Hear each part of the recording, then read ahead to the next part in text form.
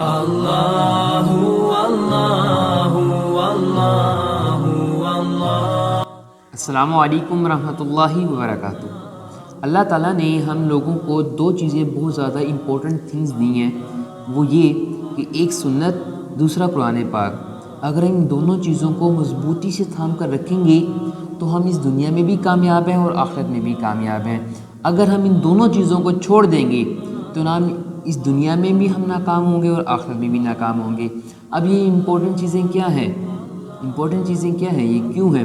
اب دیکھیں، سنت سے کیا مراد ہے کہ رسول اللہ صلی اللہ علیہ وسلم کی سیرت میں، کہ زندگی میں، کہ رسول اللہ صلی اللہ علیہ وسلم نے کون سا کام کس طرح سے کر کے دکھایا ہے، چاہے وہ ہمارا بزنس ہے، چاہے ہم کہیں کام کرنے کے لیے جا رہے ہیں، چاہے ہم کسی سے ڈیلنگ کرنے کے لیے جا رہے ہیں، چاہے وہ ہمارے اپنے گھر کے معاملات ہیں، چاہے وہ مسجد کے، چاہے وہ اندر کے، باہر کے، کہیں کے بھی معاملات ہیں، وہ رسول اللہ صلی اللہ علیہ وسلم نے ہم لوگوں کو بتائی ہیں کہ آپ نے یہ کام کس طرح سے کرنا ہے، چاہے وہ پیسے سے ریلیٹڈ کام ہو، چاہے وہ سیاست سے ریلیٹڈ کام ہو، چاہے وہ کسی بھی فیلڈ سے ریلیٹڈ کام ہو، یہ رسول اللہ صلی اللہ علیہ وسلم نے ہمیں گائیڈ کی ہے۔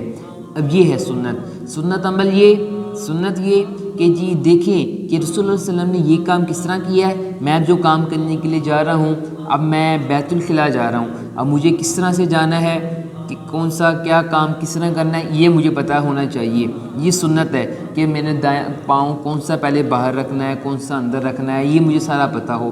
اب میں جب کھانا کھانے لگا ہوں، اس کی کیا سنتیں ہیں، یعنی ہر ایک عمل کی سنتیں ہمیں پتہ ہوں۔ یہ ہماری کامیابی کا ذریعہ ہے۔ دوسرا قرآن پاک، اللہ تعالیٰ نے قرآن پاک میں مختلف انبیاء کرام کے واقعات ڈسکس کیے ہیں، وہاں پہ ہمیں ایک کام بتائے گئے ہیں کہ اگر تم یہ عمل کرو گے، تم یہ کام کرو گے تو تم اس طرح ہوگے، یعنی انہوں نے ہمیں اس طرح احکامات بتائے ہیں۔ یہ دو چیزیں ہیں جو ہمارے لیے بہت امپورٹنٹ ہیں۔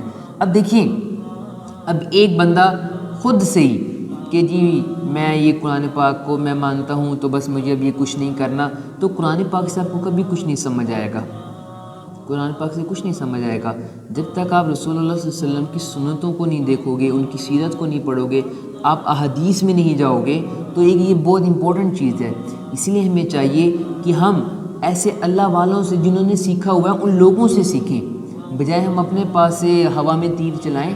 ہمیں اس کا بالکل وہ نہیں ہے۔ اب دیکھیں، ایک بندہ جو ڈاکٹر کہتا ہے جی میں نے 5 سال پڑھائی کی ہے، میں نے جو ڈاکٹری کی کتابیں تھیں میں نے خود ہی پڑھ لی ہیں، میں ڈاکٹر ہوں، اسے کوئی ویریفائڈ ڈاکٹر نہیں مانے گا۔ سیم اسی طرح اگر آپ اسلام کے بارے میں جاننا چاہتے ہیں، پڑھنا چاہتے ہیں، تو آپ ان لوگوں کو فالو کریں جو یہ پڑھ چکے ہیں، خود سے نہیں پڑھ چکے، جنہوں نے لوگوں سے پڑھا ہے، تو یہ دیکھیں، دوسری چیز یہ کہ یہ کامیابی کا ہمارا سب سے واحد ذریعہ ہے، ہم نے اس چیز پہ فوکس کرنا ہے۔ اب دیکھیں، جب ہم ان چیزوں کو اپنی زندگیوں میں لے کر آئیں گے نا، قرآن پاک ہو گیا اور سنتیں ہوگی، یہ ہماری اس دنیا اور آخرت دونوں میں ہماری کامیابی کا ذریعہ ہیں۔